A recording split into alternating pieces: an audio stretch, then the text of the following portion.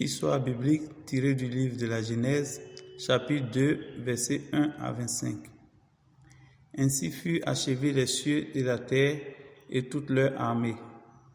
Dieu acheva au septième jour son œuvre qu'il avait faite, et il se reposa au septième jour de toute son œuvre qu'il avait faite.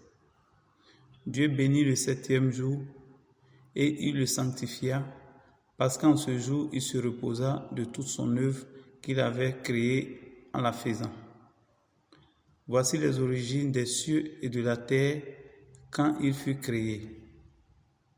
Lorsque l'Éternel Dieu fit une terre et des cieux, aucun arbuste des champs n'était encore sur la terre, et aucune herbe des champs ne germait encore, car l'Éternel Dieu n'avait pas fait pleuvoir sur la terre, et il n'y avait point d'homme pour cultiver le sol.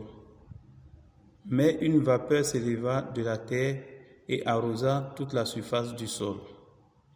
L'Éternel Dieu forma l'homme de la poussière de la terre, il souffla dans ses narines un souffle de vie, et l'homme devint un être vivant. Puis l'Éternel Dieu planta un jardin en Éden du côté de l'Orient, et y mit l'homme qu'il avait formé.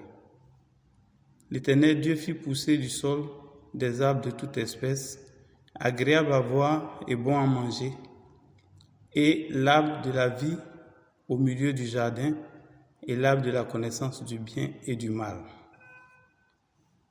Un fleuve sortait d'Éden pour arroser le jardin, et de là, il se divisait en 4 bras. Le nom du premier est Pishon. C'est celui qui entoure tout le pays de Avia, où se trouve l'or. L'or de ce pays est pur.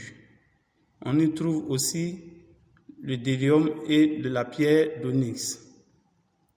Le nom du second fleuve est Gihon. C'est celui qui entoure le pays de Couche.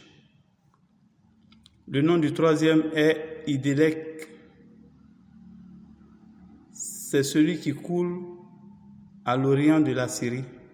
Le quatrième fleuve, c'est l'Euphrate. L'Éternel Dieu prit l'homme et le plaça dans le jardin d'Éden pour le cultiver et pour le garder.